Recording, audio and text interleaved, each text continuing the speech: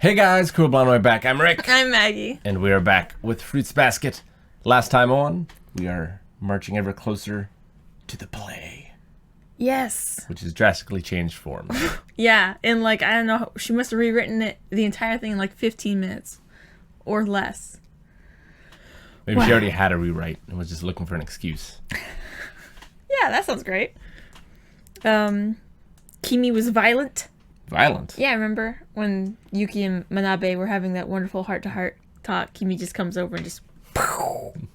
Okay, I suppose so. Yes! Okay.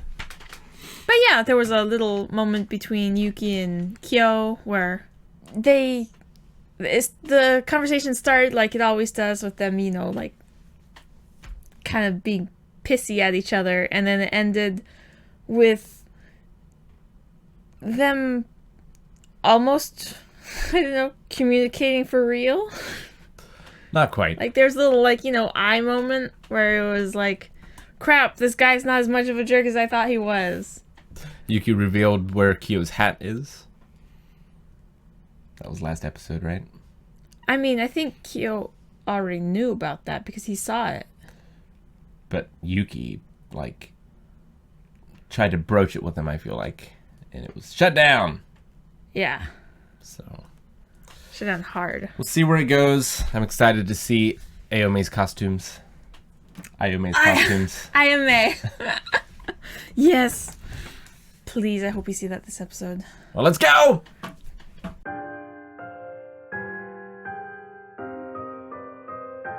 It happens so freaking often in books and TV shows that people were like, oh, they can't possibly think that. I shouldn't think it. Let's try this out for 5 episodes! Or seasons! Yeah. It's a little done. A little bit. I don't know. I think Fruits Basket can get away with it because it does so many other things well that those sort of shows and movies and books don't. So, it earns it. But this is annoying me now.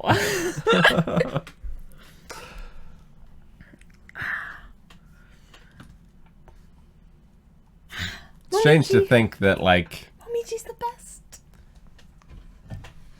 For as well as he knows Toru, it's weird to think that Kyo wouldn't think that him being in prison forever would affect her. I mean... her heart melts the first time she meets someone.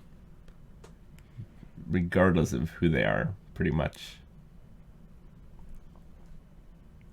I mean, maybe that's just what he's hoping. I mean, you can't always tell the difference between what you know and what you hope. Sure. She needs to get back to an investigation. Now that her time as an actress is done. I'm so glad we got to see the acting. It was great. It was pretty great. I think Nino Shida was the standout for me. Yeah, being she so was angry. Really good as the stepmother. She was really the only one that was playing the original character. She was the only one that was acting. That poor girl. And her and Yuki, they were the only ones that were story, press forward. The narrator. Yeah. I loved the narrator as well. Yeah, that was pretty funny. He's just trying desperately to keep things on the rails. I wonder how much of it was in the script and how much of it wasn't. Obviously Uotani's thing was off script and Toru's thing was off script. But the other stuff, I assume it was always in the script that she opens a meat shop. But the narrator's and then they dance, but they don't dance. So did he have a different script? Or was that part of the script, or was that just them taking, doing their own thing? I don't know. Maybe or it could have been all planned. I don't know. It reminded me a lot of that theater troupe that does traditional plays gone wrong. Oh, they're freaking hilarious. But it reminded me a lot of that because you have the word for the guy that does the talking on the outside. Narrator. Thank you. The narrator following the actual story, and then everybody kind of toddling along after doing their own thing. It was beautiful. It was a lot of fun. And that would be a hilariously fun play. Costumes look great. Yes. But he wasn't there to enjoy them. IMA? Yeah, I didn't see him. Yeah, you're right. I don't imagine IMA ever being in a location or a room where you wouldn't immediately know where he was in that room. Maybe that's why. He didn't want to be the center of attention. Yeah. Because that's his role. And maybe he bought the camera so that Momichi could film it all. He's going to give it to Kurno. I think if they just make like 50 copies of those discs and just like send them out like contraband through the entire cinema estate, problem solved. It's still a little weird, like Kurno getting a video of his crush in her high school play. But what can you do? Not even really sure how old he is. Yeah. Do you think Yuki's an airhead? You're pretty much Yuki's #1 fan. Toru is definitely an airhead. I don't think Yuki is. Not really. So what is an airhead? I mean, maybe. Like, an airhead is someone who... I always thought, yeah, like gets distracted at, like, anything. It's like nothing stays in there for long, maybe. I don't know. I always thought their thoughts were easily brushed about by the breeze. Yeah. But that could very much describe Yuki. Like, if he gets down one of his little rabbit holes and such, and he just like kind of be staring off in the distance, just like. Whew. But I feel like he's usually focused on something at that point. It's like a thought or a memory. Where I feel like an airhead isn't. They're more in the moment. I mean, I feel like between the two of them, I'd say that Toru is generally more in the moment than Yuki is, though. And she definitely seems like an airhead, kind of. Maybe. I do think he's lonely, though. Yeah. Certainly less lonely than he has been in the past, but still lonely. Yeah. That freaking fan club certainly helped with that. It's like, are we the bad guys? Yes. I always like seeing Kyo and Toru just talking together. Kyo just, We're talks. awkward this time, though. Normally, in the beginning, there's not like an awkwardness to there. it's because they both have a question in their hearts. Well, yeah, that's what I mean. Like, normally it's been very friendly, and like, Kyo will maybe not know what to say or be quiet, but Toru isn't normally like this. And this time it was like a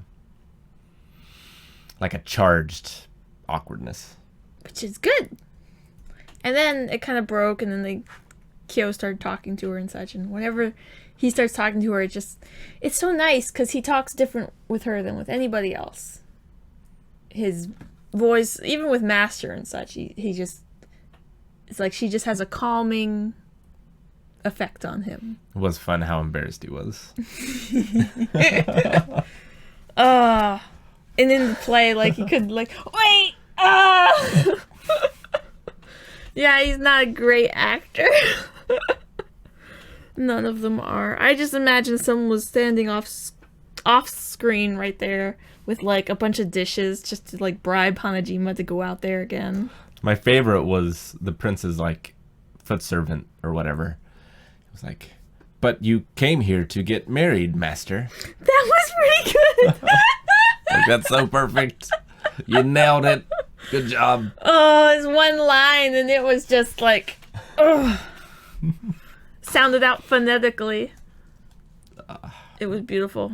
It must be fun to, like, but maybe a little worrisome to be like a accomplished voice actor playing someone who's bad at acting. I don't know how hard it is. Like, I think it would be fun, but you wouldn't want people to see that in, like, your reel. Yeah. You know? Yes, I played all these characters in this episode, and including that one. It was a spoken role. Because you've got to explain the joke, sort of. I liked it. That was a really fun play. Excellent rewrite. I was a little worried in the beginning. It was very laissez-faire, but it was pretty fun. Do you think that's... Does she really want to open a shop like that, you think, in real life? I mean, probably. I feel like it'd be bad for her margins. Because she'd just eat everything. But, I mean, if she's making everything in, like, huge batches and just planning for, like, a 10% loss. I guess you gotta taste it, right? Yeah. If she's cooking it, she's gotta taste it and make sure the quality is high enough. Have we seen her cook any?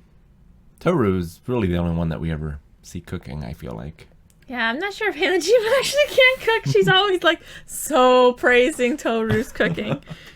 She's like, you are so magical. Maybe that's why she wants to open the place with Toru's, because Toru can actually cook. And she just wants to be the 10% loss. I like that Hiro's trying to change.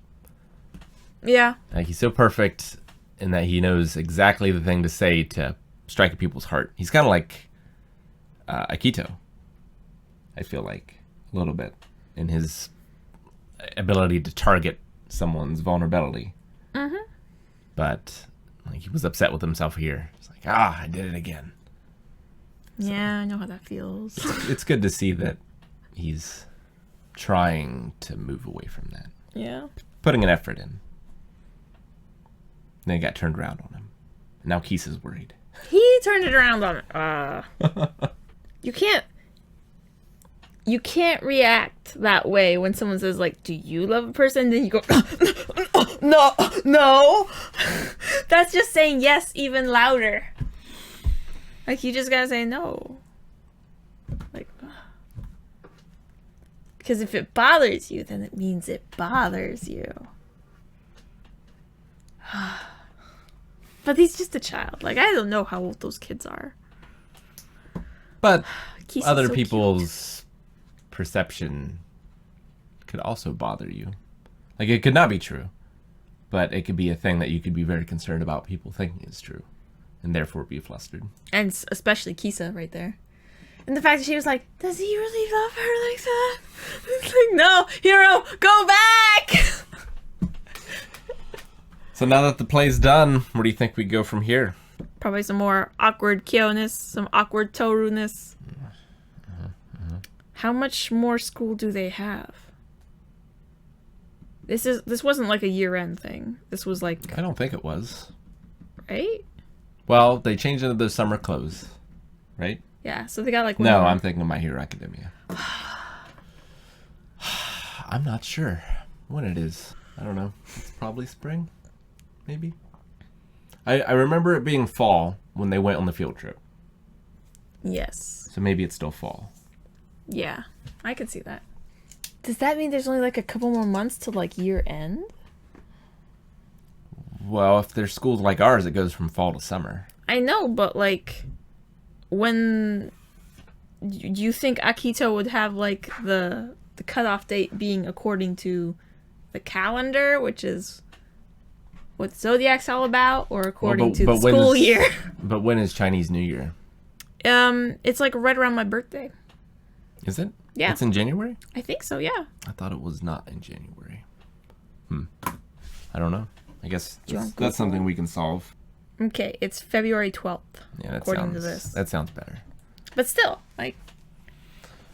I don't know. I feel like he said school year. Or at least that was the impression that I got when they were having the conversation. But I guess we'll see. Yeah.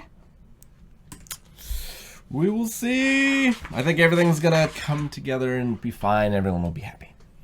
Eventually. I wonder if we've had like our darkest moment. Our darkest moment? Yeah. Oh. Or is there a darkest moment to come? Those a couple of those Yuki exposition episodes were pretty dark. They're pretty dark. But I mean like dark as in stuff that has happened in the past but happened in the present. Like I feel like when Akito hit Toru. Like, I feel like that's one of the darker things that's happened in the present time. Yeah, most everything else was like it happened previously, like Rin, concussion, Yeah, like all most that of it good happened stuff. before Toru has entered the picture.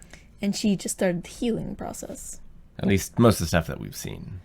I mean, I can think of lots of arcs that like need to happen, but I don't see how they're gonna necessarily like how it's gonna get worse. Hopefully, now that I say that, next episode, Akito comes back. Thank you guys for watching our reaction to Fruits Basket. Make sure that you subscribe so that you never miss a reaction. We're doing all kinds of reactions to anime, live action, and more. Also check out blindwave.com. Not only can you go through Patreon on there to get up to 4 episodes ahead, but you can also check out our shop where we have some merchandise like this.